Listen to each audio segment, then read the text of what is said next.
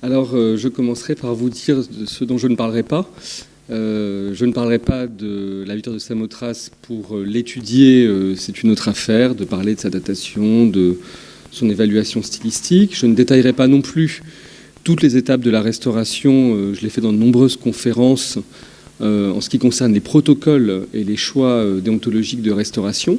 Encore une fois, l'idée c'est de répondre à l'invitation d'Amélie Perrier précisément et de parler plus spécifiquement des apports de l'imagerie 3D. Ça n'est donc qu'un aspect d'un projet bien plus vaste, mais un aspect qui nous semble important, d'autant que, comme Amélie vient de le dire, comme ces recherches étaient en cours au moment où nous avons publié un ouvrage sur ce programme de recherche et au moment aussi où nous avons fait l'exposition, nous n'avons que peu parlé de ces aspects de manière synthétique. C'est donc la bonne occasion de le faire. À l'écran, vous voyez le monument tel qu'il se présentait encore en 2013. J'ai pris délibérément cette photo qui n'est pas si flatteuse, un peu grise, tout simplement parce que le monument se présentait justement dans cette sorte de grisaille. Les retouches qui s'étaient accumulées avec les décennies, pour ne pas dire le siècle et demi de sa présentation au Louvre, faisaient qu'on ne discernait plus les matériaux qui la constituent, du marbre de Paros pour la statue et du marbre de Lartos pour le bateau, deux marbres de couleurs différentes, et évidemment à l'écran on ne le voit guère. Et puis vous voyez aussi entre les deux composantes du monument, la statue et le bateau, un bloc moderne ajouté en 1933, qui n'a rien à voir avec la logique du monument lui-même. Eh bien, c'était toutes ces raisons qui nous avaient conduits à programmer cette restauration. C'est une restauration qui a été prévue dès le début des années 2000, mais le temps de réunir les mécénats et de constituer l'équipe de travail, nous avons commencé les opérations en 2013 pour les achever 10 mois plus tard, en 2014. En faisant appel à une équipe de restaurateurs, de 10 restaurateurs, dirigés par Daniel Ibled et Anne Liégé. Vous avez la composition de l'équipe à l'écran.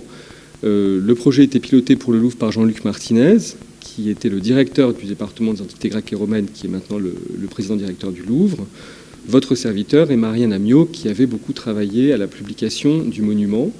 Vous avez aussi à l'écran la composition de la commission internationale qui nous accompagnait dans les choix les plus importants concernant la restauration. Et vous voyez apparaître Art graphique et patrimoine, puisque nous voulions compléter toutes nos réflexions par l'apport de l'ingénierie 3D. Donc nous avons fait publier un marché public, et c'est Art graphique et patrimoine qui a remporté cet appel d'offres, puisque c'était l'équipe qui présentait pour nous le plus d'avantages, étant donné à la fois son expérience et aussi, je dirais, son mode de formation, plutôt son mode d'expertise, car Art graphique et patrimoine se caractérise par la composition de l'équipe, notamment des tailleurs de pierre, des professionnels de la pierre qui partent de la connaissance du matériau, et des architectes, pour développer des techniques 3D. Et pas le contraire, c'est-à-dire des infographistes qui essaient de s'adapter à telle ou telle problématique du champ de l'histoire de l'art ou de l'archéologie. Alors voici quelques images du début du chantier, tout simplement parce qu'elles sont spectaculaires. Vous voyez qu'on a été obligé de soulever la victoire, ce qui a provoqué de grandes séances d'apnée pour votre serviteur. Mais tout simplement, je les montre aussi pour vous dire que cette restauration fondamentale a été l'occasion de démonter le monument. Autrement dit, de regarder ce qu'on ne pouvait pas voir auparavant ou lors de restaurations précédentes. Ça ne veut pas dire donc que nous sommes mieux avisés ou plus savants que nos prédécesseurs. C'est tout simplement que nous avions l'opportunité de regarder un monument membra diecta, et évidemment, en termes d'études, ça change complètement la donne. D'autant que non seulement nous avons retiré la statue du bateau, mais par ailleurs, nous avons démonté le bateau qui constitue la base du monument. Celui-ci est construit de 23 blocs pour 28 tonnes de marbre. Et évidemment, à partir du moment où les blocs sont démontés, on peut en avoir une vision bien plus analytique. Je passe beaucoup d'étapes pour vous montrer le résultat de cette restauration 10 mois plus tard. Cette fois-ci, on perçoit bien la différence entre le marbre de la statue, un beau marbre de Paros, issu de deux carrières, les carrières de Marathi et les carrières de Lacoï, et d'autre part le marbre de l'Arthos, le marbre de Rhodes, ce marbre gris veiné de blanc rosé, qui constitue donc la partie la plus massive du monument. Et entre les deux, vous voyez qu'il n'y a plus de bloc moderne intermédiaire, donc la statue n'est plus disjointe du bateau, alors que le principe de ce monument, c'est de représenter la victoire au moment où elle pose le pied dans un instantané sur le pont d'un navire de guerre pour commémorer une victoire navale. Or, cette restauration, là je vous montre des vues de détail pour que vous puissiez apprécier le résultat, cette restauration n'est qu'une étape. À chaque restauration du monument, celui-ci a changé d'aspect. Je vous montre ce détail de l'aile gauche de la statue. Vous voyez ici par exemple une plume qui n'existait pas en 2013, en tout cas pas sur le monument, elle était dans nos réserves. Nous avons eu la bonne fortune de pouvoir l'ajouter en vérifiant un joint. La question qui se pose, avant même de parler d'études, c'est la question de l'archive. Et pour ce type d'opération, la 3D est fondamentale. Comment archiver les états successifs d'un monument? Parce que, pour rendre les choses claires, un monument aussi emblématique que la victoire de Samothrace, on pense le connaître si bien qu'on ne le voit plus. Ou en tout cas, on en a une sorte de mémoire rétinienne pérenne qui fait qu'on ne voit pas les différences, on se fie davantage à son souvenir. Alors, pour battre en brèche ce type de réflexe, je vous montre les différents états de la victoire de Samothrace, y compris ceux qu'on a parfois oubliés. Je vous rappelle que lorsque le monument est découvert par Charles Champoiseau le 15 avril 1863, dans le sanctuaire des Grands Dieux à Samothrace, c'est un monument en ruine. Les blocs du bateau sont entièrement effondrés et la statue est constituée de multiples fragments. C'était une statue qui, de toute manière, durant l'Antiquité, avait été réalisée en pièces rapportées, 6 pièces rapportées principales. Et parmi ces pièces rapportées, il ne restait que le bloc principal du bas du corps à peu près conservé, la moitié seulement du bloc supérieur constituant le haut du buste et la tête, une aile en multiples fragments, l'aile gauche, et peu de fragments pour l'aile droite. À partir de tous ces fragments arrivés au Louvre en 1864, on s'est d'abord contenté, lors d'une première restauration menée par Adrien de Lomperrier, mon lointain prédécesseur, on s'est contenté de relever le bloc constituant la partie principale du corps et d'y ajouter un élément sculpté à part et rapporté, le pan arrière de l'himation flottant au vent. Ce n'est qu'en 1880-1883, sous l'égide d'un autre conservateur, Félix Ravesson-Molien, alors que les blocs du bateau sont arrivés à Paris, en 1879, lors d'une seconde mission de Charles Champoiseau, c'est donc lors de cette seconde campagne qu'on a remonté le bateau et que Félix Ravesson-Molien a eu l'idée géniale de compléter en plâtre les parties manquantes, alors que les lacunes étaient pratiquement dissymétriques. D'un côté, il manquait une aile, et de l'autre, il manquait le buste, et donc on ne pouvait pas accrocher l'aile correspondante. Donc l'idée de Félix Ravesson-Molien, ça a été de compléter en plâtre la partie manquante du buste, la partie gauche du buste, pour accrocher l'aile gauche, sans quoi on aurait simplement vu une armature métallique, et de créer en miroir une aile en plâtre pour répondre à l'aile gauche bien mieux conservée. Et c'est cette silhouette qui est devenue iconique. Et voilà le premier état du bateau tel qu'il est remonté dans les années 1880-1883. Dans les années 30, alors que le musée traverse une grande période de réfection de ses salles, on se repose la question de la présentation du monument, et Étienne Michon, qui est le conservateur en charge de la sculpture, reçoit les conseils d'un capitaine de frégate qui s'appelle Carlini et qui propose une autre restitution plutôt du bateau en modifiant notamment sa partie antérieure et notamment l'ornement de proue. C'est ce que vous voyez ici. Toutefois, cette restauration n'est maintenue que pendant quelques mois, à l'été 1933, pour être ensuite retirée. Et C'est à ce moment qu'on rajoute un bloc intermédiaire entre la statue et le bateau pour tenir compte de cet essai de restauration de l'avant du navire qui faisait disparaître le décrochement du pont de combat qui pourtant paraissait nécessaire à tous les commentateurs. Donc voilà pourquoi vous avez ici un bloc moderne.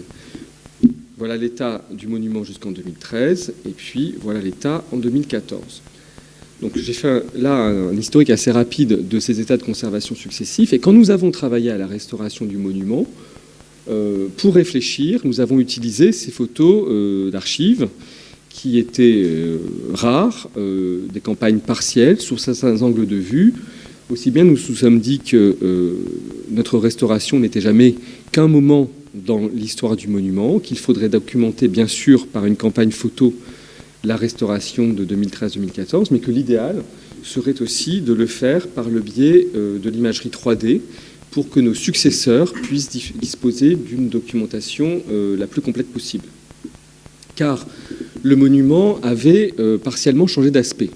Le bloc moderne entre la statue et le bateau avait disparu, ça n'est pas très compliqué à voir, mais nous avions fait quelques découvertes. Je vous montre ici, en cours de restauration, la restitution en plâtre de la partie manquante du buste, réalisée sous les ordres de Félix Ravesson-Molien. En faisant quelques sondages pour vérifier l'état de conservation du plâtre, les restaurateurs ont pu dégager une mèche dans la nuque de la Victoire, tombant probablement de son chignon. Vous la voyez ici, vous la voyez là, et vous la devinez certainement ici, une fois la statue restaurée. La Commission internationale, à notre demande, a accepté que nous modifions l'état historique de 1880 en amincissant le cou, qui de toute manière était bien trop large, pour faire en sorte que cette mèche qui jusque-là était noyée dans le plâtre puisse apparaître. Autrement dit, dans ce secteur, la statue a changé d'aspect et il fallait bien le documenter. Par ailleurs, depuis la fin du XIXe siècle, le Louvre conserve dans ses réserves plus d'une quinzaine de fragments de drapés, de chitone et d'himation, c'est ce que vous avez à l'écran, et 4 à 5 fragments de plumes, 4 à 5 selon si on considère les parties jointives ou pas, qui n'avaient pas pu être raccordés à la statue durant les restaurations de 1864 et de 1880. Nous nous sommes donc prêtés à nouveau à l'exercice des raccords, et c'est toujours la même chose, on n'est pas plus compétent que nos prédécesseurs, c'est tout simplement que quand un monument est déposé, quand il est en partie démonté, quand on a l'occasion de passer plusieurs mois devant, on voit mieux ce qu'on ne pouvait pas voir auparavant. C'est tout aussi simple. Or, au sommet de l'aile gauche, j'avais remarqué cette surface de joint soigneusement préparée au ciseau et à la pointe, et en manipulant régulièrement les fragments qui se trouvaient en réserve, j'avais repéré au revers d'une plume une surface de joint du même faciès. Donc évidemment, il était tentant de faire l'essai, d'autant que j'avais demandé au restaurateur de dégager le plâtre qui comblait l'arête de l'aile pour des raisons de conservation, pour que la poussière ne s'y mette pas. Et une fois le plâtre retiré, on pouvait voir, je me bats un peu avec la flèche, le trou de goujon qui permettait d'assurer la fixation de cet élément reporté au sommet de l'aile. Et c'est la raison pour laquelle nous avons pu ajouter cette plume au sommet de l'aile gauche. Donc, encore une fois, après la mèche dans la nuque de la Victoire, une plume supplémentaire qui changeait, ne serait-ce que modestement, l'aspect de la statue. De la même manière, en considérant ce pli qui pourtant nous laissait très sceptiques, un pli très allongé qui manifestement ne trouvait sa place nulle part et que nous sommions entre nous la bretelle, comme pour dire que manifestement la Victoire ne portant pas de vêtements à bretelles, il n'était peut-être pas pertinent. Eh bien, ce pli qui nous laissait sceptiques a fini par trouver sa place. En observant toute la statue en lumière rasante, nous avons pu observer avec une restauratrice qui s'appelle Alniégé cette surface plus lisse qui se caractérise sur sa gauche par une arête vive. Or, c'était pratiquement la forme du fameux pli dit bretelle, et nous avons pu faire le joint, c'est ce que vous voyez ici. Et c'est ce que vous voyez là en schéma. Nous avons pu aussi repérer un petit trou de goujon qui permettait de fixer ce pli en partie inférieure. Alors, ce pli, nous l'avons bien sûr réintégré, tout aussi bien que la plume dont je parlais tout à l'heure, avec la bénédiction de la Commission internationale. La victoire de Samothrace est un monument emblématique, donc il n'était pas question d'en changer entièrement l'aspect, par exemple de retirer l'aile en plâtre.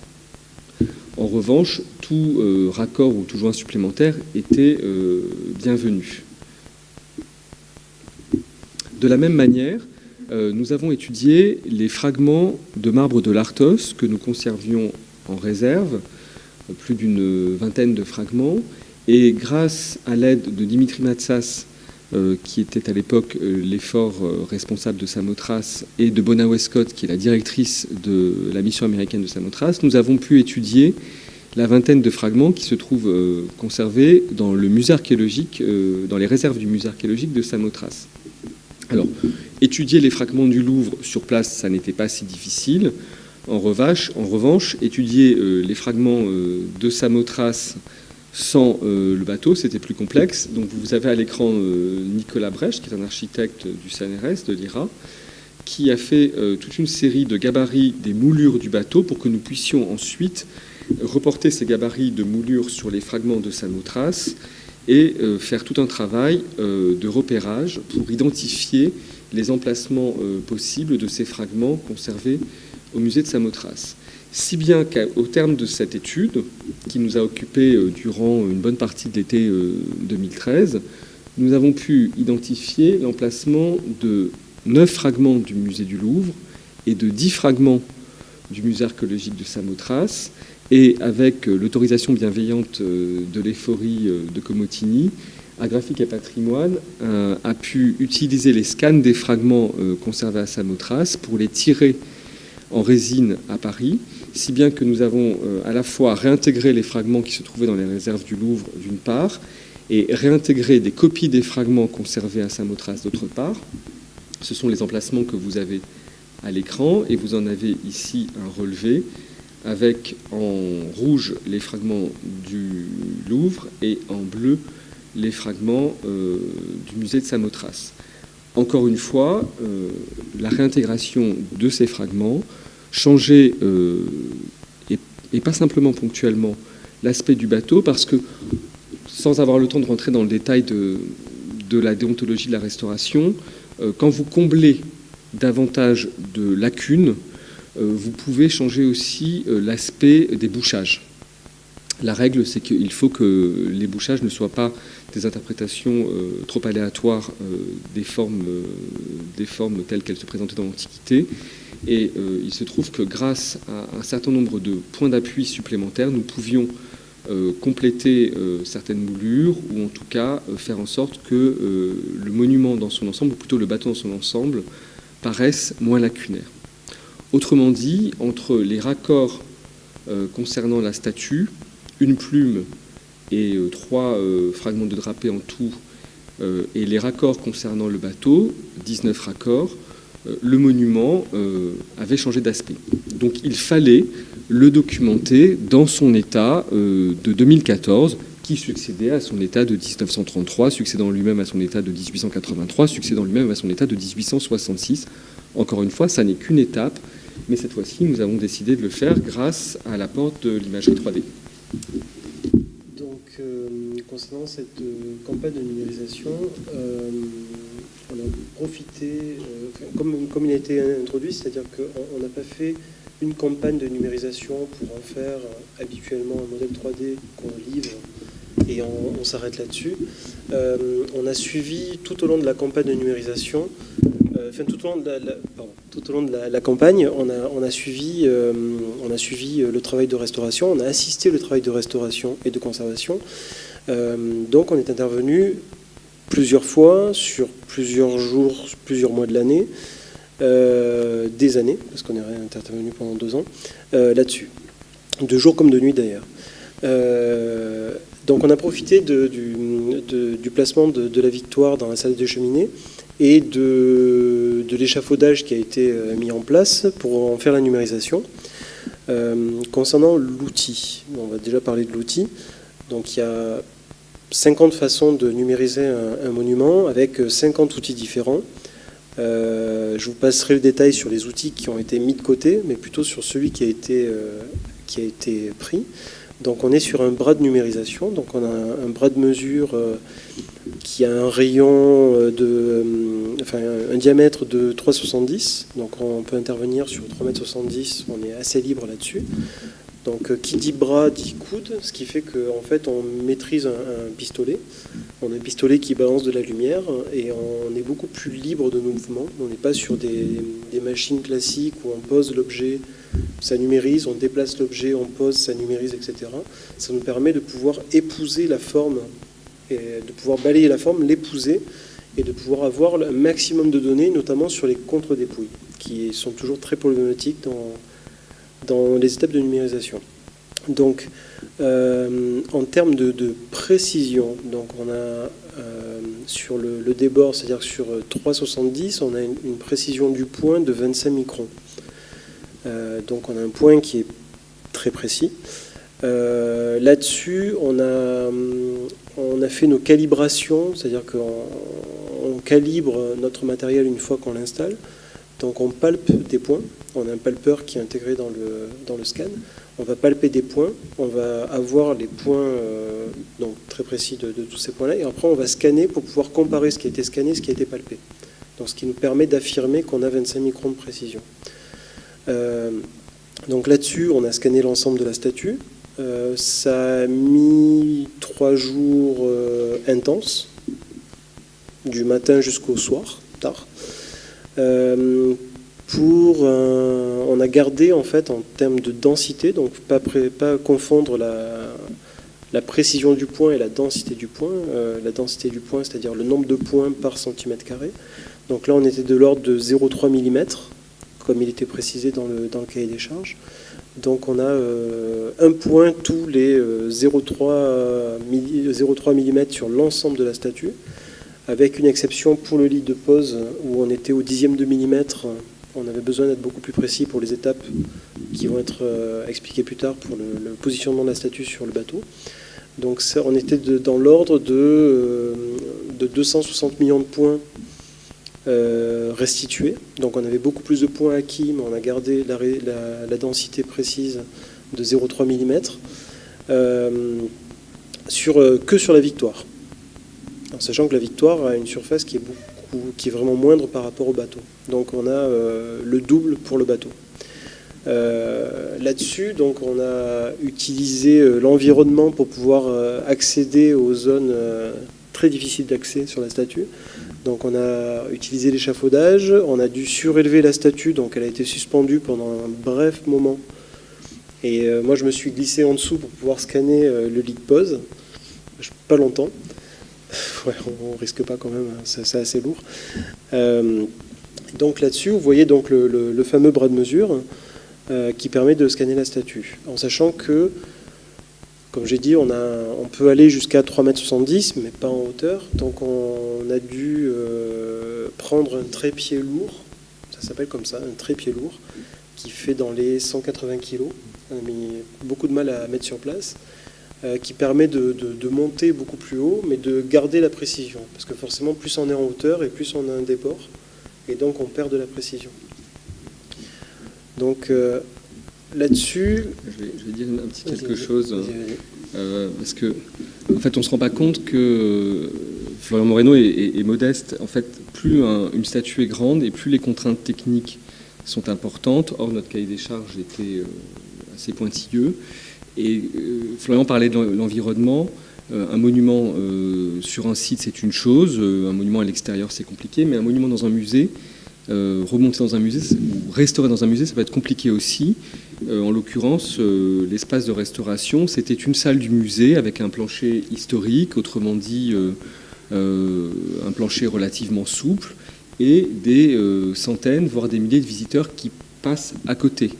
Donc en l'occurrence, il avait fallu installer un plancher technique, se réserver des plages de travail la nuit, faire en sorte que les équipes ne marchent pas pendant que Florian numérisait, etc., etc.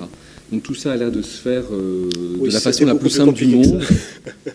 Mais en fait, il y avait vraiment des moments où il fallait absolument que tout soit calme pour que ces données soient prises le plus précisément possible et que le résultat ne soit pas faussé. En fait, ce qui était compliqué, c'est que par protection, pour protéger le sol, il y a un plancher qui a été recréé pour protéger ce sol-là, mais un plancher qui est forcément plus souple que le sol du Louvre. Donc ça a été problématique. Et la deuxième chose qui a été problématique, c'est que ce plancher-là débordait dans les salles d'exposition. Et donc les personnes qui passaient, qui longeaient le mur, en fait, marchaient sur le plancher, ce qui fait que ça faisait des vibrations. Donc on a dû y aller avec un système de plaques, on a fait plusieurs tests pour arriver à faire quelque chose. Au final, ce qui marche bien, c'est d'intervenir quand il y a le moins de monde possible. Donc très tôt le matin ou très tard le soir, ou voire la nuit. Parce que ça, en fait, on remarquait quand il y avait vraiment beaucoup de foule qui arrivait à proximité, on voyait les vibrations. On pouvait même voir le bras qui bougeait comme ça. On sentait les vibrations, quoi, clairement. Et comme on a un porte-à-faux qui est beaucoup plus grand, ben forcément, le moins de mouvement se voit. Donc c'est vrai que ça a été une contrainte, une grosse contrainte. Pour le bateau, donc là, la Victoire a été scannée dans la salle des cheminées, qui était une salle qui a été condamnée pour cette étape-là. Le bateau, quant à lui, a été scanné sur place. Donc en haut de l'escalier, autant dire que c'est impossible d'intervenir en disant aux personnes de passer... Enfin, c'est un gros carrefour qui est tout le temps bouché. Donc c'est compliqué de dire aux gens de passer par un autre endroit, c'est pas possible même. Hein. C'est vraiment pas possible. Donc là, on est intervenu de nuit. On n'avait pas le choix. Donc là, de nuit, c'était plutôt sympa. Le Louvre la nuit, c'est politique. Le Louvre la nuit, c'est assez exceptionnel. Ouais. Ça, c'était vraiment pas mal. Donc là-dessus, pour en revenir sur la Victoire, donc vous avez à gauche le nuage de points qui en résulte, et à droite le maillage qui sort du nuage de points. Donc là, on est sur du maillage brut. Là-dessus, donc, pour rappeler, on n'est pas loin de 300 millions de points à gauche. Et à droite, donc le maillage, une fois qu'on a trié les points, une fois qu'on a pris les bons points, une fois qu'on a gardé la densité qui était nécessaire, on était sur 40 millions de polygones. En sachant que le lead pose, qui n'est pas représenté ici, faisait 10 millions de polygones à lui tout seul, parce qu'on était sur une résolution qui était beaucoup plus élevée. Donc, une fois qu'on a cette base-là, qu'est-ce qu'on en fait? On s'amuse à reboucher tous les trous qui n'étaient pas accessibles. Donc, comme je disais tout à l'heure, on a des contre-dépouilles. Les contre-dépouilles, on arrive à en avoir un maximum avec le bras de mesure, mais il y a toujours des zones qu'on n'arrive pas à avoir. Tout simplement parce, pour parler très rapidement technique, on est sur de la triangulation optique. Donc on a un émetteur, un récepteur, il y a forcément un écart. Et sur une zone qui est très petite, enfin, qui est une sorte de petit canyon, on a du mal à voir. C'est comme si vous regardez un canyon très petit avec les deux yeux, vous allez le voir avec un œil, avec l'autre, mais pas avec les deux. C'est exactement le même principe, pour faire très très court. Là-dessus, donc, on a le maillage de la Victoire. Donc là, on est sur un modèle 3D de la Victoire une fois restauré. Cette étape-là, donc c'est juste une des étapes, c'est-à-dire qu'on a utilisé plusieurs techniques. Donc on a utilisé la lasergrammétrie, donc ce qu'on a précisé avant, la photogrammétrie, parce que l'avantage du laser, c'est qu'on a un point qui est vérifié, qui est sûr, qui est précis, mais on n'a pas de texture. La photogrammétrie a servi à pouvoir extraire la texture de la Victoire et pouvoir la replaquer après sur le modèle 3D. Et après, on a utilisé aussi la vidéogrammétrie, mais je ne m'attarderai pas là-dessus. C'était un système annexe. Donc, pour la photogrammétrie, donc quand on parlait d'environnement, on a dû déplacer la Victoire de la cage qui était formée par les échafaudages pour qu'on puisse avoir assez de recul. Assez de recul, même là on n'en avait quand même pas assez, hein. Donc ça aurait été bien d'en avoir plus, mais on a fait avec l'environnement, on a fait comme on a pu, c'est déjà pas mal. Donc là-dessus on a pris près de 800 photos assez détaillées sur l'ensemble de la Victoire. Donc l'idée c'était de voir, le principe de la photogrammétrie c'est de pouvoir voir un point sur au minimum 2 photos, au mieux 3 photos, sinon plus, pour pouvoir après en avoir la géométrie du point, le connaître dans son espace et pouvoir maîtriser aussi la couleur du point. Donc ça demandait beaucoup de souplesse, parce qu'on a dû donc travailler sur un appareil photo, donc 36 millions de pixels, plein format, on contrôle l'éclairage complètement, mais on a travaillé aussi à base de mât, donc on a été sur mât avec un déclenchement déporté pour pouvoir donc, avoir ces photos-là, et un contrôle systématique sur écran. Donc pour pouvoir contrôler 2 principales choses, la netteté, parce que le problème dans ces éléments-là, c'est qu'on peut avoir vite du flou, donc soit du flou de profondeur de champ, soit du flou de bouger quand vous êtes sur un mât. Contrôler la colorimétrie, donc là-dessus on a travaillé avec une charte graphique qui n'est pas représentée ici, donc c'est un damier coloré où on contrôle toutes les couleurs, et contrôler aussi le point de vue, parce que quand on est sur un mât, forcément on ne voit pas ce qu'on vise. Donc ça a pris une journée complète, pas une journée de 8 heures, une journée complète. Et ça a pris une bonne semaine pour traiter les photos, parce qu'il a fallu trier, on a fait beaucoup d'essais, régler la colorimétrie, régler la luminosité, ça a été quand même assez long. Donc ça, c'est que l'étape victoire. Après, on a l'étape bateau. Donc, comme je vous disais, on est intervenu donc de nuit sur le bateau sur place. L'avantage de travailler de nuit, c'est qu'on n'a pas la lumière extérieure qui nous pose problème, parce que la Victoire était posée juste à côté d'une fenêtre. Donc, on va dire que c'est pas facile quand on a une forte lumière qui arrive d'un côté et de l'ombre de l'autre côté de travailler là-dessus. Donc, pour le bateau, c'était quand même beaucoup plus facile de ce côté-là. Quoique pas si facile que ça, parce qu'à l'arrière, on a à peu près 60 cm, je pense. Donc la partie arrière du bateau, on est à 60 cm du mur. Donc autant dire qu'on n'a pas du tout de recul. Mais pas du tout. Donc il a fallu qu'on use d'astuces pour y arriver, mais on y est arrivé. Là-dessus, pour vous montrer un résultat assez rapide, donc on a la position de toutes les photos qui ont été prises. Donc on avait de mémoire 600 photos pour le bateau. Donc ça a pris toute une nuit. Une nuit complète. Ça a pris toute une nuit pour faire ça. Mais le fait de ne pas avoir la pollution lumineuse extérieure, de ne pas avoir de public, le fait d'avoir les conditions idéales pour faire ce relevé-là, ça a pris qu'une nuit. En temps normal, ça aurait pris 2 voire 3 jours pour pouvoir faire ça dans des conditions muséales habituelles, en fait. Donc là-dessus, vous avez quelques résultats. Donc on a du nuage de points, avec toujours les positions des photos qui sont visibles, le maillage 3D, mais le maillage 3D issu de la photogrammétrie, qui n'a pas été le maillage 3D qui a été gardé par la suite. On a gardé le maillage de la lasergrammétrie. Je vous passe cette étape-là, c'est du color vertex, et ensuite donc la texture projetée, brute. Une fois de cette texture-là projetée, donc on a retravaillé sur les petits aspects de la texture, notamment sur les contre-dépouilles, parce que les contre-dépouilles qui sont pas visibles, les éléments qui ne sont pas visibles sur la photo sont forcément pas visibles dans la texture. Donc on a dû retravailler à partir soit des photos, soit en allant sur place, faire des compléments photos, et ensuite c'est de la texture. C'est l'équivalent de Photoshop, mais en 3D. Voilà. Donc on a fait ça. Donc ça c'est la partie arrière qu'on a réussi à avoir difficilement, mais qu'on a eu. Ensuite, donc, comme on a expliqué, ça a été utilisé de la 3D pour de la conservation.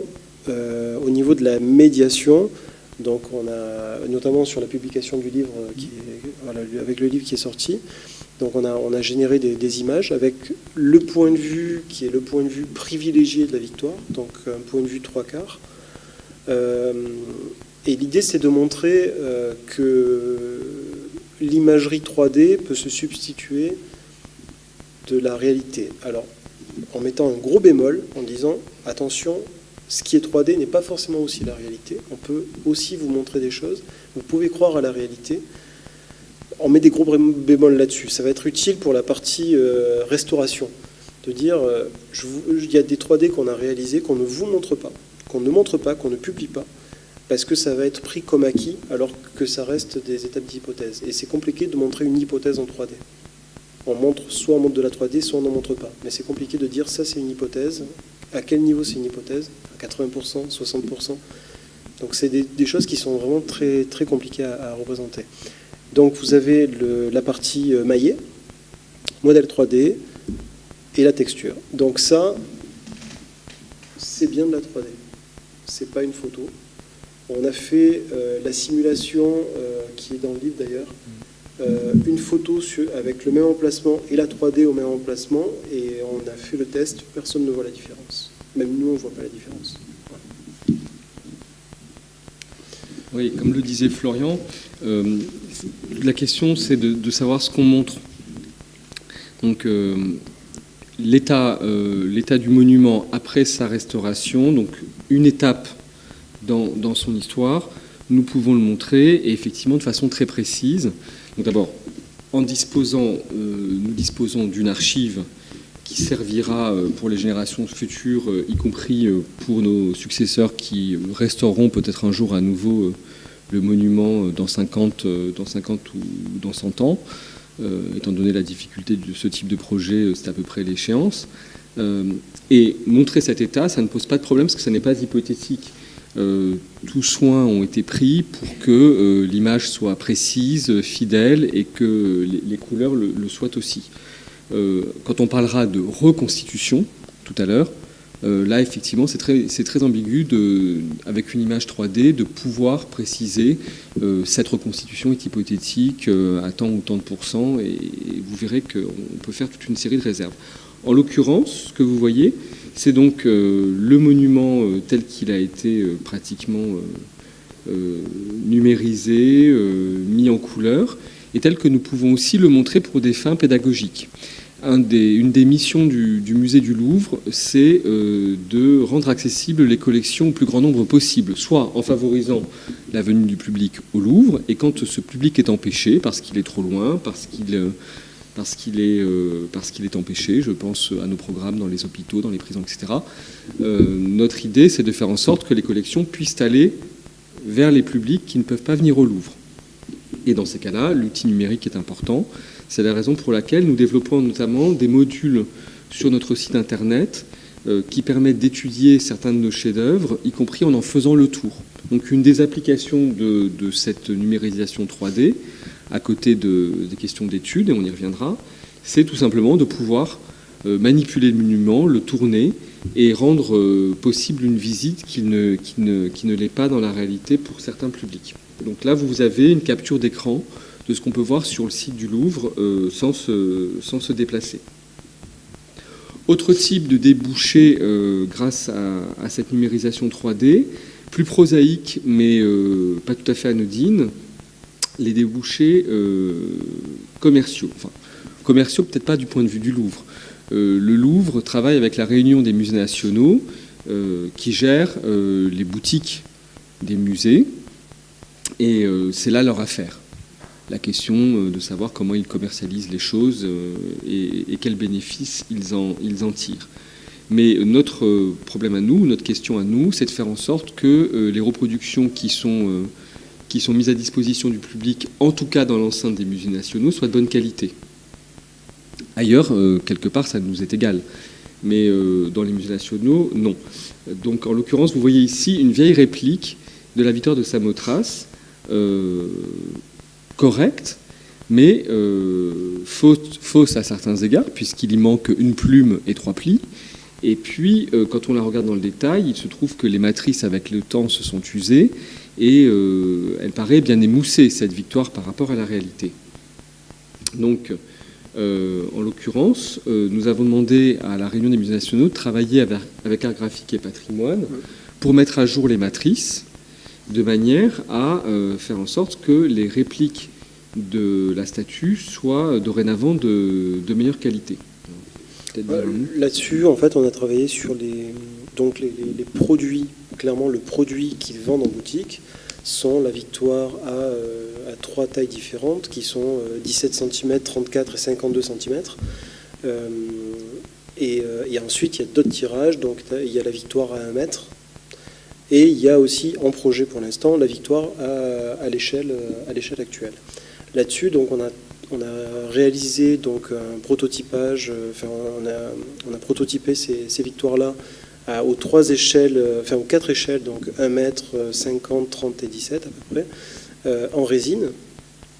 Donc là, on est sur de la résine. Ça leur permet d'avoir une base vraie de ce qu'est la Victoire actuelle et de pouvoir faire après de leur côté tous les moules en résine, les moules en plâtre, pour pouvoir après faire leur tirage. Donc là-dessus, c'est pareil, ça n'a pas été fait en one shot, ça a été un accompagnement constant pour faire des ajustements. On a fait plusieurs tests, et on peut montrer. Donc il y a plusieurs tests qui ont été réalisés. Ça, c'est juste un échantillon de ce qui a été réalisé, mais il y a beaucoup d'autres tests qui ont été réalisés. Notamment, le problème de la plume, c'est que c'est très fin. Donc sur la Victoire à 17 cm, la plume est infiniment petite. Et c'est compliqué pour eux de gérer ça avec les tirages. Donc ça, c'est pour la Victoire à 1 mètre. Donc ça a été fait en plusieurs blocs. On a vu aussi avec eux les découpages pour la partie technique, pour qu'ils puissent avoir quelque chose qui soit fidèle à la réalité, mais qui soit aussi réalisable en fonction de l'échelle, quoi, et du matériau. Voilà, donc ça, c'est des tirages en plâtre qui ont été faits. Donc voilà le résultat. Vous voyez à gauche un ancien tirage de la Victoire de Samothrace, au centre les nouveaux tirages, et ça c'est autre chose que vous voyez à droite. Pour des raisons commerciales et de marketing, la Réunion des musées nationaux fait des copies en couleur. Alors j'en ai montré une, non pas parce que j'adore ça, mais justement pour aborder frontalement la question. Nous autres scientifiques, nous ne ferions pas ça. Mais ce n'est pas nous qui décidons de tout. On demande simplement notre avis. Donc moi, ce que j'ai demandé, c'est 2 choses. D'une part, qu'on n'utilise pas le fameux bleu Klein, puisque une Victoire bleu Klein existe déjà, faite par Yves Klein, et il fallait éviter ce genre d'ambiguïté. D'autre part, j'ai recommandé qu'on utilise des couleurs très arbitraires pour éviter toute confusion avec des essais de reconstitution de la polychromie de la statue. Ça serait l'objet d'une autre conférence, mais il se trouve qu'avec le Centre de restauration et de recherche des musées de France, mais aussi avec le Courtauld Institute, nous avons mené une campagne d'investigation concernant la polychromie de la statue. Une campagne assez difficile, mais nous avons fini par trouver un certain nombre de traces de pigments de bleu égyptien à la surface du manteau, mais aussi des ailes de la statue, de façon très sporadique, si bien que nous savons que la Victoire était en partie peinte en bleu, mais nous ne savons pas jusqu'à quel point. Autrement dit, aujourd'hui, nous pouvons publier un certain nombre de données, mais certainement pas proposer une restitution de la polychromie de la statue. Donc il ne fallait pas que les répliques colorées proposées par les boutiques puissent passer pour un essai de restitution, si bien que la RMN a été autorisée à les faire en rouge, en orange, en vert, mais d'une seule couleur pour éviter toute ambiguïté.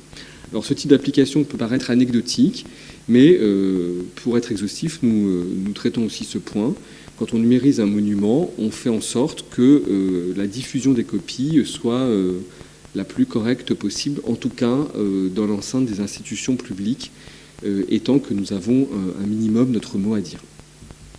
Mais, comme le disait Florian et comme je le disais aussi en introduction, au-delà des questions d'archivage d'un état du monument à un moment précis de sa longue histoire, au-delà des exploitations pédagogiques qu'on peut en faire sur le site internet du Louvre, au-delà des éventuels enjeux en termes de diffusion par le biais de copies dans les boutiques, il y a bien sûr ce que l'imagerie 3D peut apporter en termes d'études. Alors, je montre ici les aspects d'un dossier qui est connu depuis maintenant une vingtaine d'années, mais nous avons pu apporter un certain nombre de précisions grâce à l'imagerie 3D. C'est la question de l'emplacement précis de la statue sur le bateau. Autrement dit, de l'implantation de la plinthe de la statue dans la cuvette d'encastrement qui se trouvait, elle est très ruinée, sur le pont de combat du bateau. Vous voyez ici en haut à gauche Le seul bloc que Charles Champoiseau n'a pas rapporté en France en 1879 lors de sa seconde mission, c'est un bloc fragmentaire, lacunaire, cassé en deux qui plus est. Vous le voyez ici tel qu'il se présente devant le musée de Samothrace à l'extérieur. Là, vous l'avez par sa face supérieure en relevé.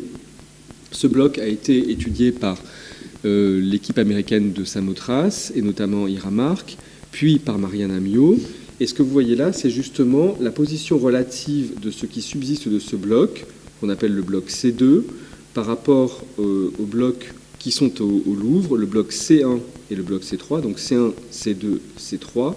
Marianne Amiot a pu notamment vérifier la position relative de ces trois blocs grâce à la correspondance de ce crampon qui se trouve ici et qui assurait le maintien entre le bloc C1 et le bloc C2. Or, ce bloc conserve sur sa face supérieure une partie de la cuvette d'encastrement, ici, et deux profondes mortaises, ici et là. Et Marianne Amiot, qui a publié son étude en 2006, a aussi repéré ce qui subsiste, et c'est très peu, d'une mortaise dans la partie inférieure de la statue, à l'arrière, dans ce secteur-ci. Et voilà, en vue rapprochée, ce qu'on peut observer.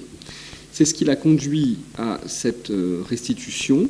La statue dans une cuvette d'encastrement, d'ailleurs très peu profonde, de 10 à 12 cm de hauteur, avec à l'arrière un système de tenons et de mortaises qui permettait d'assurer la stabilité de la statue sur le bateau.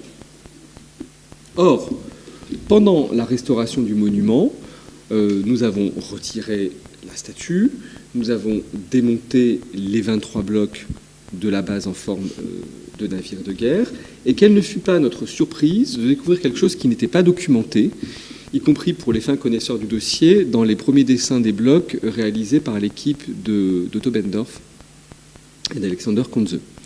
Des gravures qui représentent les volumes simplifiés des blocs du bateau. Eh bien, nous avons découvert cette partie-ci de la cuvette d'encastrement sur le bloc C4 et encore sur une partie du bloc C1 qui n'était pas visible jusqu'alors. Tout ceci était comblé de plâtre et recouvert par la base moderne installée en 1933. Donc voici la partie antérieure de la cuvette d'encastrement, inédite, qui correspond par sa forme à celle de la plinthe. Et la profondeur de l'une correspond bien à la hauteur de l'autre. Or, après avoir observé cette partie de la cuvette avec enthousiasme, nous avons été confrontés à un problème. C'est que la longueur entre la pointe antérieure de la plinthe et l'emplacement de la mortaise à l'arrière de la statue, c'est environ 63 cm. Alors que si on replace tous les blocs ensemble, en plaçant au centre du bateau une copie du bloc C2 resté à Samothrace, on constate que la longueur entre l'avant de la cuvette d'encastrement et la mortaise du bloc C2 correspondant à la mortaise qui se trouve dans la statue, c'est 102 cm et pas 63 cm. Il y a 39 cm d'écart. Donc soit la statue est élastique, et comme elle est en marbre de Paros, c'est littéralement exclu, soit il faut trouver une autre explication à ce phénomène. Alors, il m'a semblé raisonnable de penser que la statue avait d'abord été posée en avant, puis en arrière, ce que confirment des traces de retaille que vous devinez peut-être ici et là, et que vous voyez mieux en relevé ici, ou encore sur cette photo-là. Vous voyez bien les retailles. Alors, évidemment, il n'est pas question de faire de l'archéofiction. Nous n'étions pas là au moment de l'installation du monument, mais tout porte à croire que le maître d'œuvre du monument a d'abord conçu son monument dans l'ensemble, posé la statue dans la cuvette d'encastrement qu'il avait prévue. Se sont posés des problèmes de statique, notamment parce que le bateau présente un grand porte-à-faux, celui de la quille. Il a donc décidé avec son équipe, de reculer d'une quarantaine de centimètres la statue pour des raisons de sécurité, d'où la retaille, et c'est alors seulement qu'il est réalisé la mortaise ou le système de mortaise-tenon dont je viens de parler. Alors, jusque-là, nous n'avons pratiquement pas besoin de la 3D pour comprendre les choses. Mais vous voyez qu'il y a deux mortaises. Alors, la question, c'était de savoir quelle était la mortaise qui avait été réellement utilisée. Dans la publication de Marianne Amiot, il était proposé que ce soit la mortaise latérale. Nous voulions confirmer cette hypothèse en tenant compte de l'axe de la statue par rapport au monument et de la surface du lit de pose de la statue, qui avait été numérisé, et du lit d'attente de la cuvette d'encastrement. Alors, Florian est donc revenu à ma demande pour faire un certain nombre de vérifications. Donc là-dessus, on a complété, donc on a numérisé d'abord une première fois le lit de pose avec le système de bras de mesure. Il y avait cependant des petits manques qui a été fait par en fait, toutes les sangles qui étaient sur la statue. Donc on a comblé ça par une autre campagne de scan derrière pour avoir après le lit de pose qui était qui est à votre droite. Là-dessus, on a simulé donc les différents plans des blocs, on a simulé la position et la taille des mortaises, on a simulé aussi l'ensemble des trous qui permettaient de faire les raccords en fait entre les deux, et on a aussi fait des études de surface. Donc, en faisant toutes ces simulations, donc les surfaces, les positions des blocs, on a fait les éléments de contact aussi. Donc on a simulé les contacts des deux pour voir quelle était la meilleure position pour que le contact soit le plus complet possible. Il n'est pas possible que l'un aille dans l'autre. Enfin, c'était forcément contact l'un sur l'autre où il y avait un espacement supérieur, mais en tout cas, ce n'était pas l'un dans l'autre. Et en faisant toutes ces simulations-là, on a réussi à positionner parfaitement la statue, à vérifier, à dire oui, c'est comme ça qu'elle est. Donc c'est ce que tu peux expliquer. Voilà. Donc la question, c'est encore une fois de savoir comment la statue se trouvait précisément installée, d'ailleurs dans un état secondaire,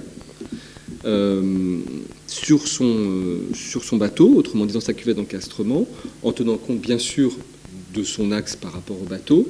Et donc l'étude menée par Graphique et Patrimoine en simulant le tenon que vous voyez ici et en essayant différentes positions et différents points de repère a permis de vérifier d'abord que l'hypothèse première de Marianne Amiot était valable.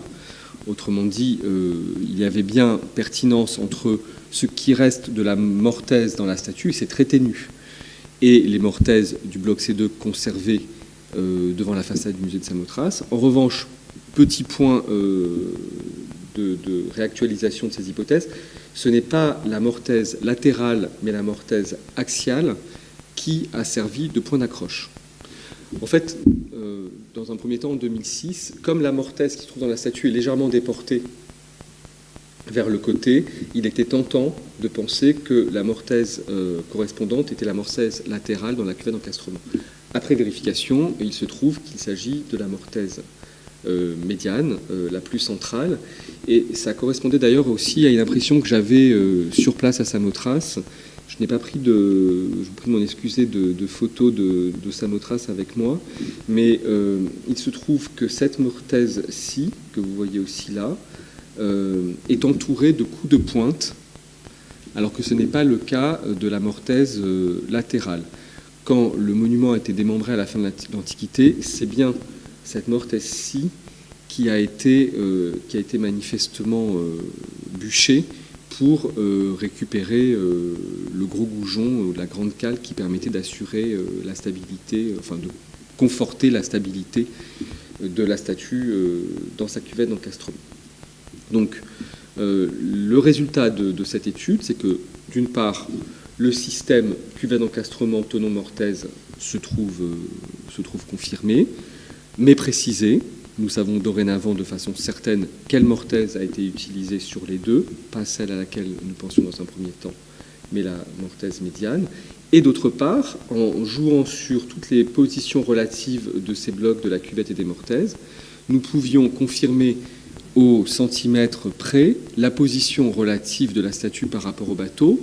Et c'était un enjeu, puisqu'encore une fois, au Louvre, nous posons la statue sur un vide, puisque le bloc C2, qui est lacunaire, ne se trouve pas à Paris, mais à Samothrace.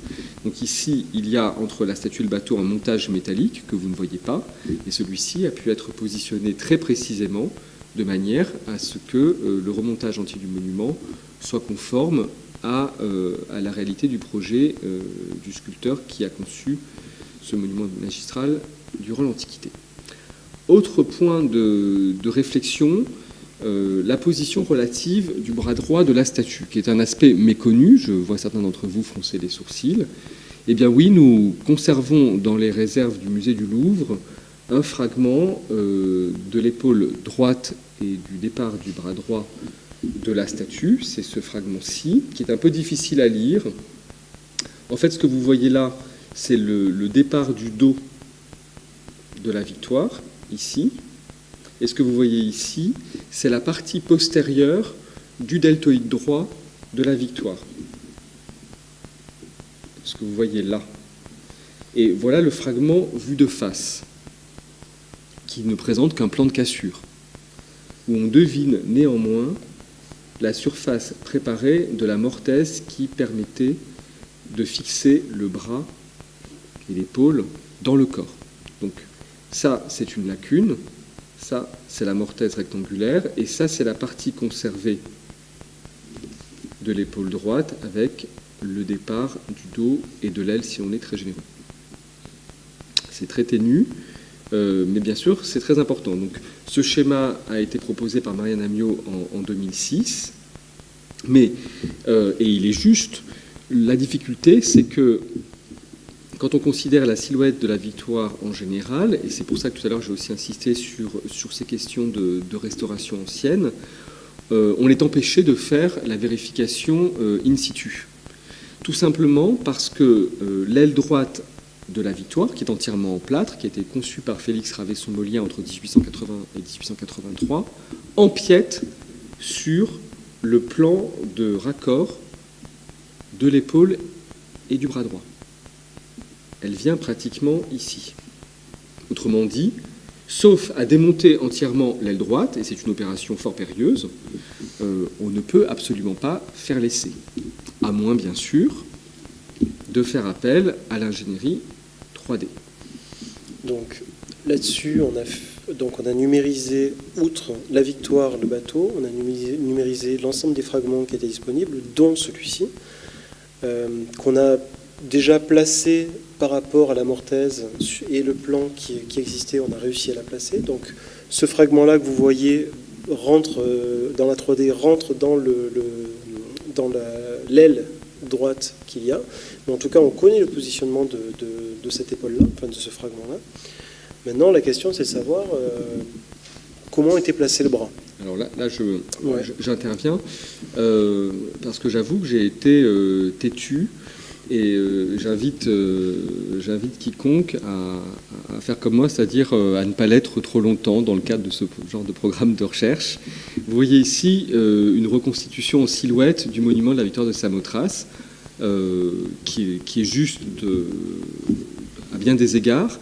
Et vous voyez là la proposition de position du bras droit, proposée en 2006 par Marianne Amiot. J'insiste sur le fait que c'est une reconstitution en plein profil.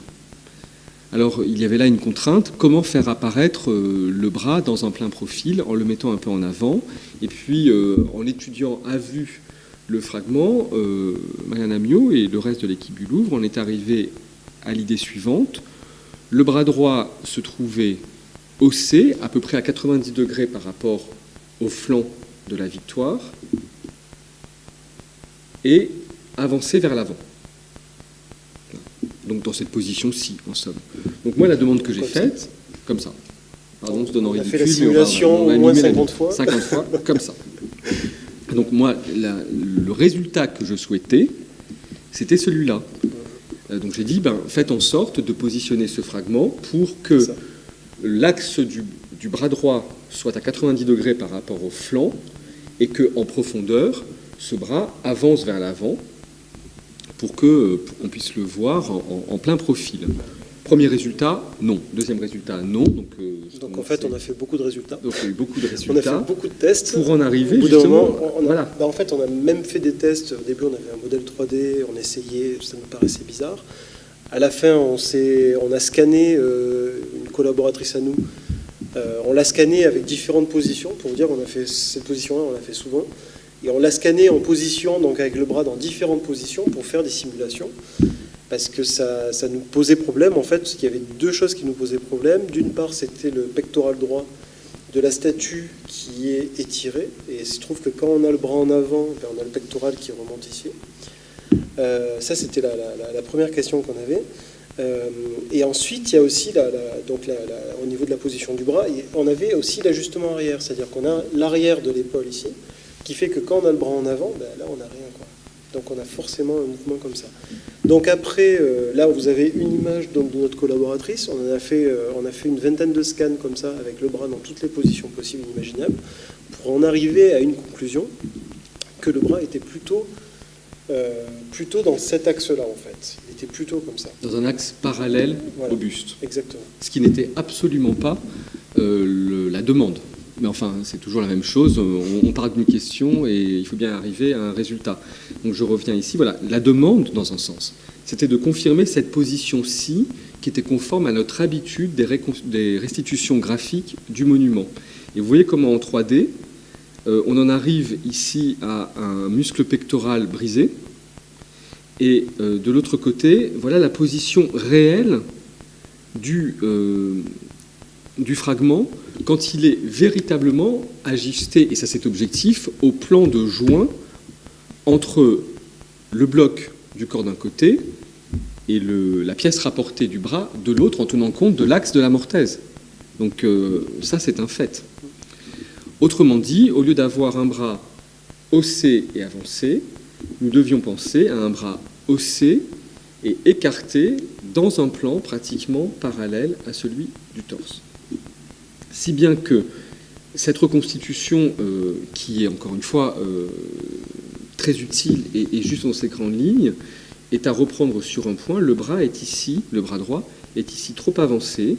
Il faut le considérer de cette manière-là et prendre en compte, par exemple, à titre de comparaison, la position du bras de certaines victoires de Myrina, encore une fois, haussé à 90 degrés, mais largement écarté dans cette position-ci. Alors vous voyez que je suis très prudent au passage, je ne montre que le bras, je ne vais pas beaucoup plus loin dans la reconstitution. Alors, on s'est posé aussi la question à propos du bateau. Du bateau et d'ailleurs du reste du monument. Encore une fois, pour l'instant, on a parlé de vérification à partir d'éléments... pardon, je change un peu mon fusil d'épaule, parce que je change de partie dans le plan.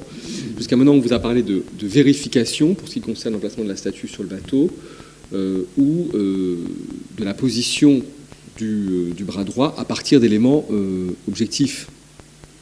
Une mortaise, une cuvette d'encastrement d'une part, et un fragment de deltoïde droit, deux plans de raccord et une mortaise pour ce qui concerne le bras droit. Maintenant se pose la question, nous allons aborder la question de la reconstitution d'un monument. Reconstitution graphique, c'est usuel. Est-ce qu'il faut le faire en 3D? Jusqu'où aller? C'est ce qu'évoquait Florent Moreno tout à l'heure. On peut faire des essais, il faut savoir où s'arrêter. Vous avez ici à l'écran deux reconstitutions qui sont pratiquement contemporaines, qui sont dues à Otto Bendorf et Karl von Zumbusch, et qui sont consécutives à l'étude du monument entre 1875 et 1880, suite à la mission autrichienne à Samothrace. Une reconstitution graphique et une statuette, qui malheureusement aujourd'hui a disparu, qui tiennent compte des fragments conservés qui avaient été moulés à Paris et envoyés à Vienne, et qui tiennent compte bien sûr d'un document de référence fondamental pour l'étude du monument, les tétradrachmes émis sous Démétrios Poliarcète entre 301 et 292 avant Jésus-Christ. Vous avez ici un exemplaire parmi bien d'autres, conservé au département des monnaies et antiques de la Bibliothèque nationale de France. Alors, voilà les premières reconstitutions. en 1880 et la dernière en 2006. Fallait-il aller plus loin, faire autre chose, grâce à l'imagerie 3D, peut-être, mais peut-être pas. Alors, en ce qui concerne le bateau, qui peut être le terrain de recherche le plus abordable, encore une fois, cette monnaie sert de référence et elle a déjà servi pour la reconstitution de Benndorf et Zumbusch. Vous voyez ici le bateau restitué par les Autrichiens, avec un détail important qui a disparu dans bien des restitutions par la suite, la Crostolion, autrement dit l'ornement de proue brisé. Il s'agirait donc d'un bateau ennemi, comme sur la monnaie de Démétrios Poliorcète.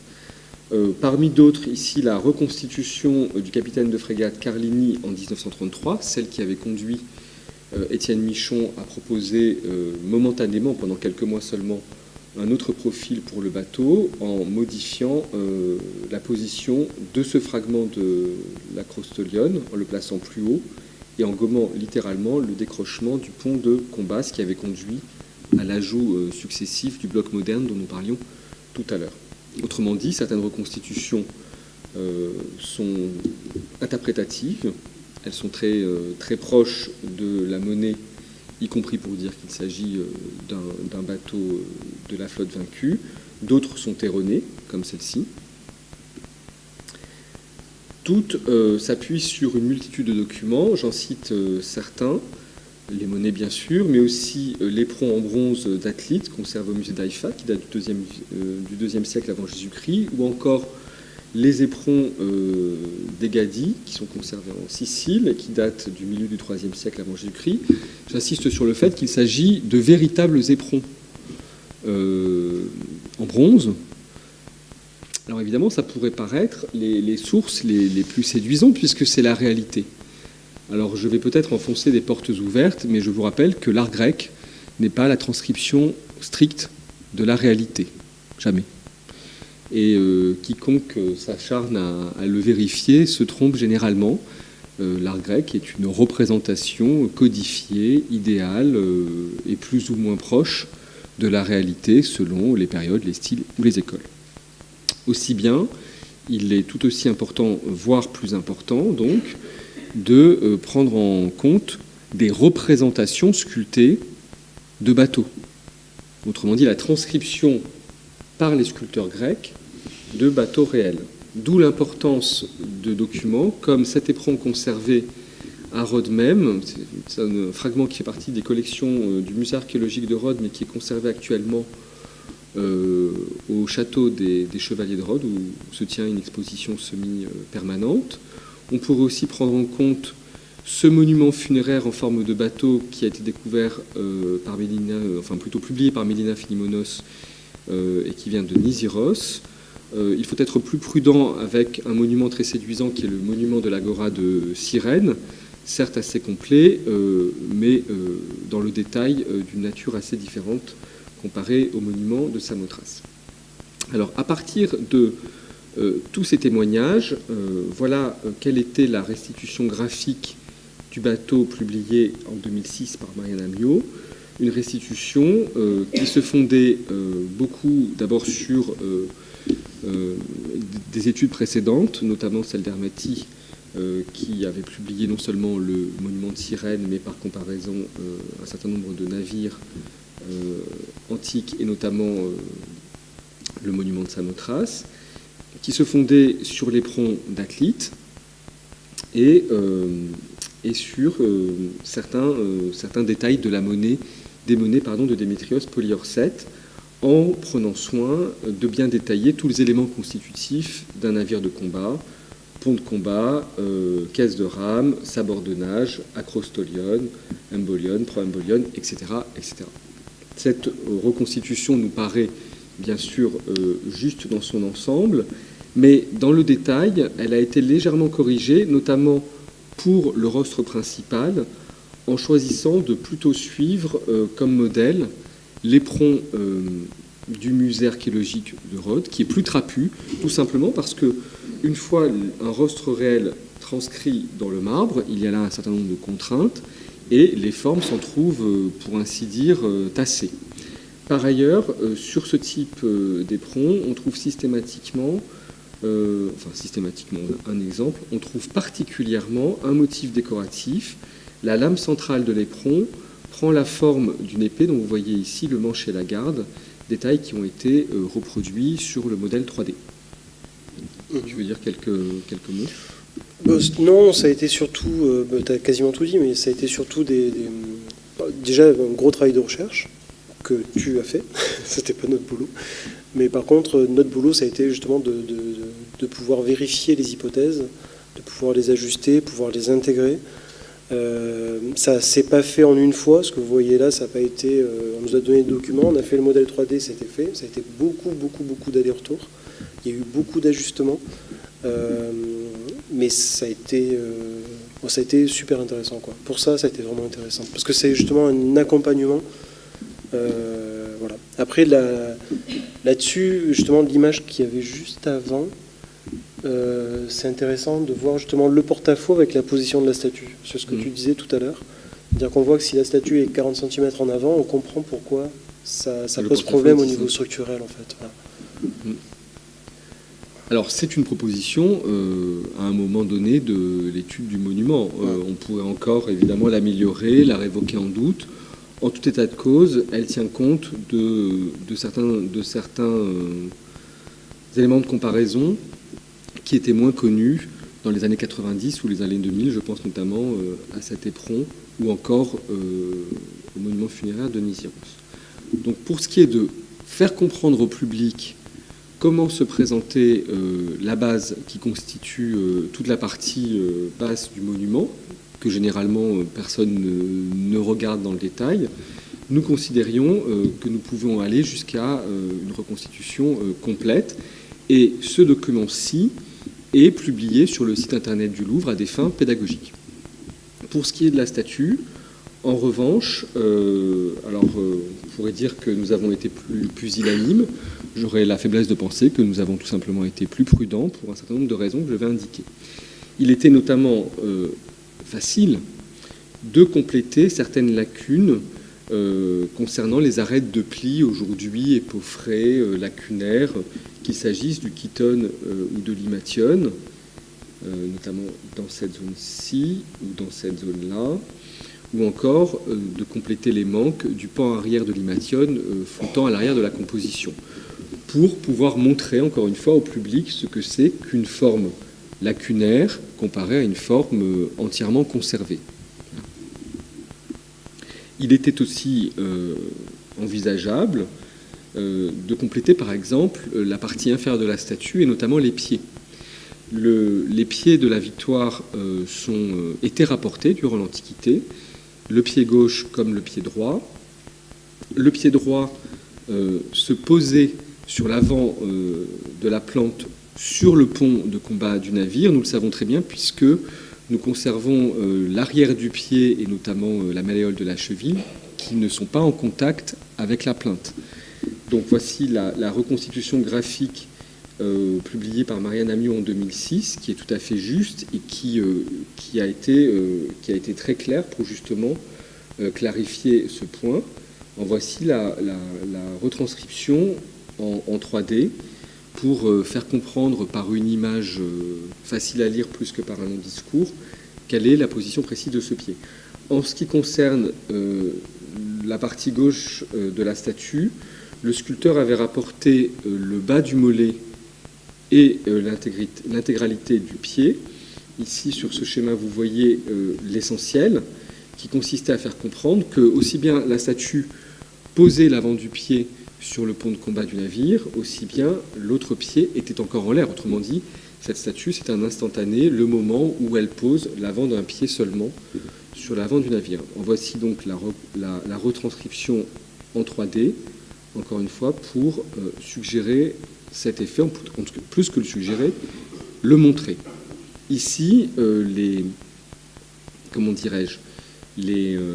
doutes sont si ténus qu'on peut se permettre de le montrer sans avoir l'impression de surjouer toute interprétation. Autre question, le faciès de l'aile gauche de la statue. Comme je vous l'indiquais tout à l'heure, nous avons pu raccorder une plume sur la crête de l'aile. Or, en regardant attentivement la tranche de l'aile gauche, avec les restaurateurs et en dégageant le plâtre de comblement qui bouchait un certain nombre d'aspérités pour des raisons de conservation, nous avons pu retrouver en 2013 d'autres trous de goujon qui ont bien sûr permis de conclure qu'il n'y avait pas non seulement une plume sculptée à part et rapportée au sommet de l'aile gauche, mais au moins 3, ce qui donnait à cette aile un rythme beaucoup plus enlevé. Il me semble que ces plumes ont été tout simplement sculptées à part pour des raisons de solidité.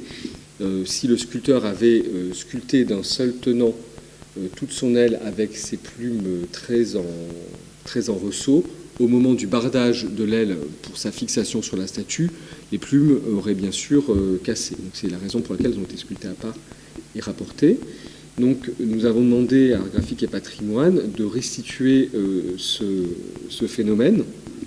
Oui, donc sur l'aile, en fait, on a comblé. Il y avait pas mal de cassures en fait sur l'aile. Donc on a comblé déjà les éléments qui étaient évidents, notamment les parties basses, les manques qu'il y a eu après rajout de l'aile en partie haute. Donc ça, c'est des éléments qu'on a fait après coup. Et ensuite, on a fait donc la simulation avec les autres plumes en fonction de la topologie de l'aile. Donc là, ça paraît évident que la deuxième plume est ici, la troisième là, et en fonction des supports, des trous de goujon qu'il y avait, quoi. Voilà.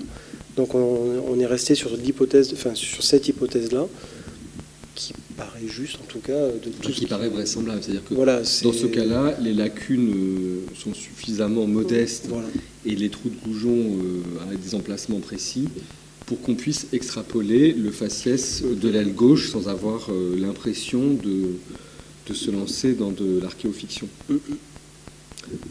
Mais il était tentant de se poser la question de la tête. Alors j'ai mis par provocation peut-être cette image à l'écran pour vous dire que ça n'est déjà pas facile parfois de restituer la tête d'une statue célèbre sur un corps célèbre, alors même qu'on pense que le raccord est bon. Vous avez ici la figure dite d'Iris au fronton ouest du Parthénon, en partie basse, et la tête dite Laborde, conservée au musée du Louvre. Les deux sont associés depuis maintenant de nombreuses décennies. Ce sont les hypothèses de Enzberger, de Bessy, etc. Voici un photomontage qui a le mérite de rendre les choses lisibles, mais ce n'est pas un photomontage qui séduit de prime abord.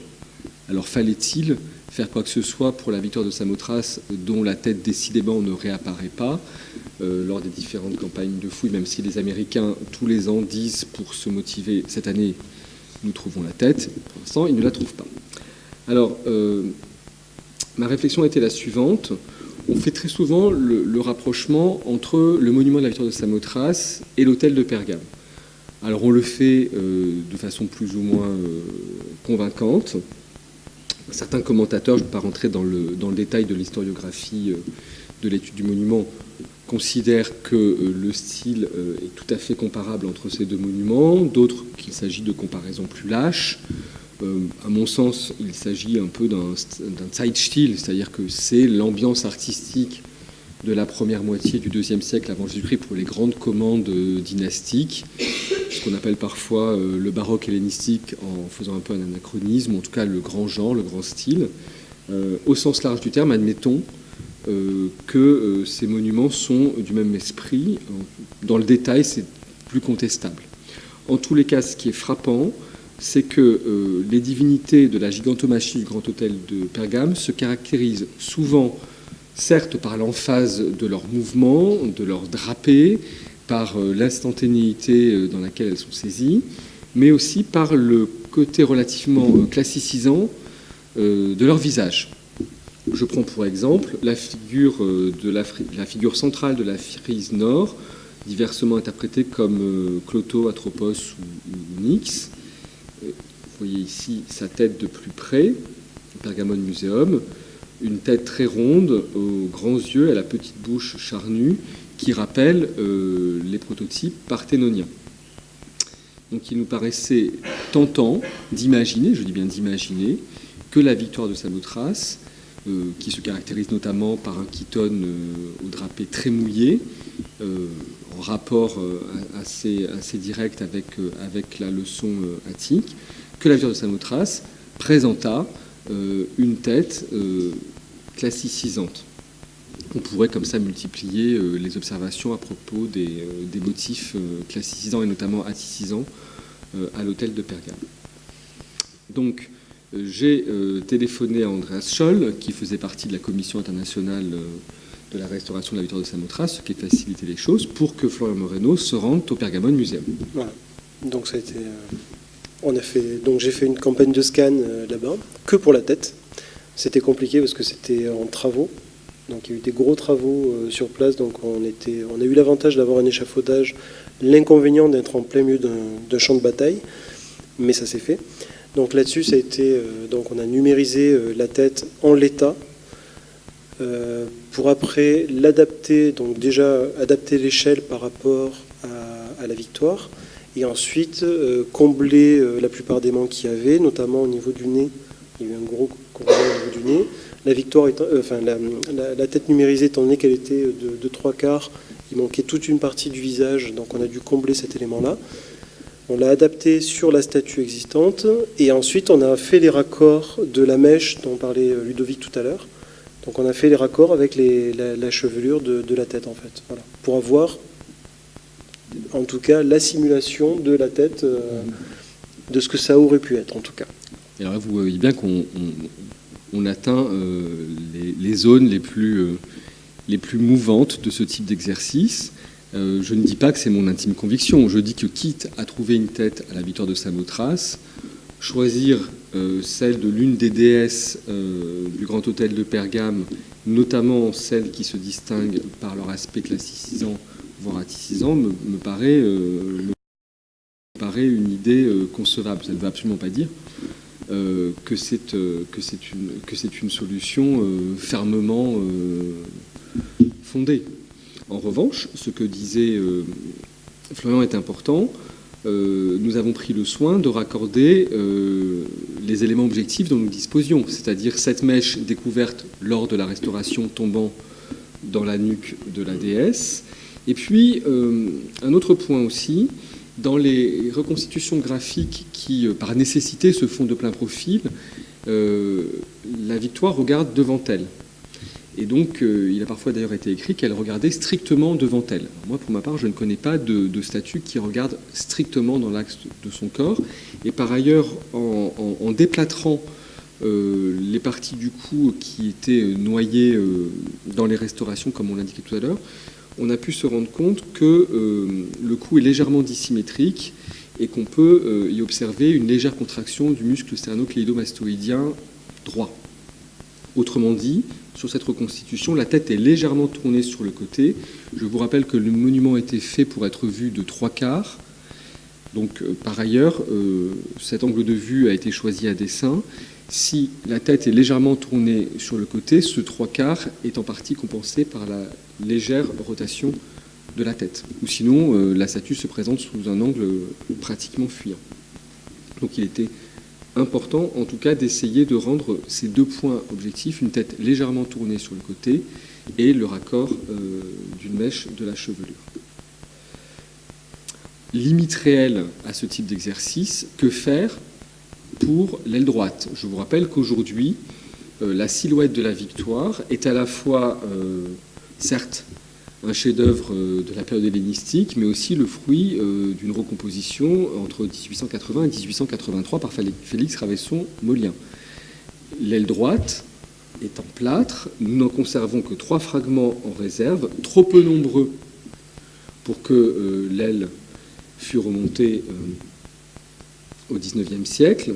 Voici la reconstitution, ou plutôt l'ébauche proposée dans un article de Marianne Amiot en 2006, si j'ai bonne mémoire, avec la mise en situation de 2 fragments. Ce qui est objectif ici, c'est l'emplacement de ce fragment-ci, puisqu'on y trouve des mortaises, des encoches de mortaises, j'exagère, de crampons, Donc on peut restituer pratiquement la position relative de ce fragment dans la partie inférieure de l'aile droite. Ici, nous ne pouvons que supposer la position de ce fragment de la partie supérieure de l'aile droite, et c'est ce qui conduit en tout cas à dire que celle-ci était davantage dressée et beaucoup plus asymétrique par rapport à l'aile gauche que ne le montre l'état actuel de la statue. D'où ce dessin, pour suggérer que les ailes n'étaient pas entièrement symétriques et qu'elles ne se présentaient pas en miroir. Quant au troisième fragment, il est bien difficile de dire où il se trouvait exactement dans cette séquence-ci de l'aile. Autrement dit, reconstituer en 3 dimensions une aile droite alors qu'on a du mal à en replacer 2 des 3 fragments sur un simple dessin en 2D, vous imaginez bien que c'est une entreprise périlleuse. Alors, ces fragments ont été numérisés par Art Graphique et Patrimoine pour préserver l'avenir, pour se donner la possibilité d'autres études, d'autres simulations. Mais par ailleurs, il me semble qu'il faut savoir s'arrêter. Autant un dessin en 2D, en plein profil, comme on en a vu un tout à l'heure, ça dit beaucoup de choses. Autant la 3D doit se manipuler, ou plutôt être utilisée avec davantage de précision, parce qu'on vit dans le monde, je crois qu'on vit dans le monde de l'image et de l'illusion, je crois que nous vivons dans la caverne, et que le mode d'emploi n'est pas toujours clair pour tout le monde. Donc quand on propose au grand public une reconstitution complète d'un monument, une bonne partie du public la tient pour vrai. Et autant présenter le bateau entièrement reconstitué, sachant que à quelques détails près ou quelques éléments de proportion, on en est pratiquement convaincu, ça me paraît raisonnable. Y placer dessus la statue dans son état conservé pour se donner une idée d'ensemble du monument, ça me paraît utile d'un point de vue pédagogique, et Art Graphique et Patrimoine en était d'accord, parce que nous avons à fonctionner ensemble pour que chacun soit en accord avec ce qui est présenté au grand public. On peut éventuellement, à titre indicatif, présenter sans texture, sans couleur, l'aile telle qu'on croit bien pouvoir la reconstituer grâce à des éléments objectifs, des trous de goujon, le raccord d'une plume déjà bien assuré puisque nous avons pu le faire. On peut éventuellement ajouter une tête, et déjà là je trouve qu'on va très loin, parce qu'après tout je considère que la tête de Clotonix c'est un exemple intéressant, mais on pourrait tout à fait choisir d'autres exemples ou réfuter en doute mon intuition. Aller plus loin, c'est pour ça que cette image est en tout petit,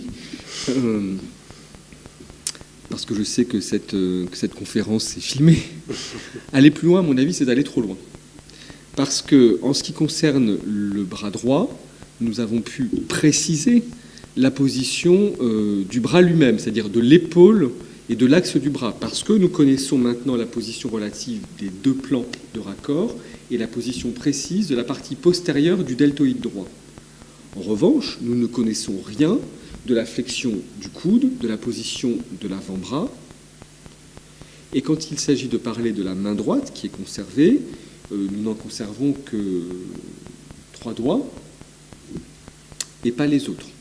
Donc parler, ou plutôt montrer une reconstitution du bras droit dans son ensemble, ça me paraît déraisonnable. Quant au bras gauche, je vous rappelle que toute cette partie de la statue est en plâtre. Donc, on suppose, comparant avec d'autres exemples de la sculpture qui nous sont familiers, que le bras gauche était en position basse, et c'est d'ailleurs ce qui a été proposé, je remonte un peu en arrière, dans les reconstitutions graphiques, c'est raisonnable quand il s'agit d'un simple dessin. Le montrer en 3D de façon beaucoup plus frappante, cela me paraît audacieux, et je crois qu'il est plus sage, dans l'état actuel des recherches, d'en rester à ce type de suggestion, comme vous la voyez ici, et pas plus loin. Ça me paraît beaucoup plus aventureux, ou en tout cas je laisse ce type d'aventure à d'autres. Mais quand on travaille au musée du Louvre, qui a la charge de conserver le monument et d'en garantir la conservation, évidemment, toute communication de notre part aurait un tel poids qu'évidemment, elle paraîtrait un petit peu audacieuse, pour dire les choses en termes prudents et choisis. Je crois que nous avons beaucoup débordé, mais nous vous remercions pour votre attention et nous sommes à votre disposition pour tout type de questions.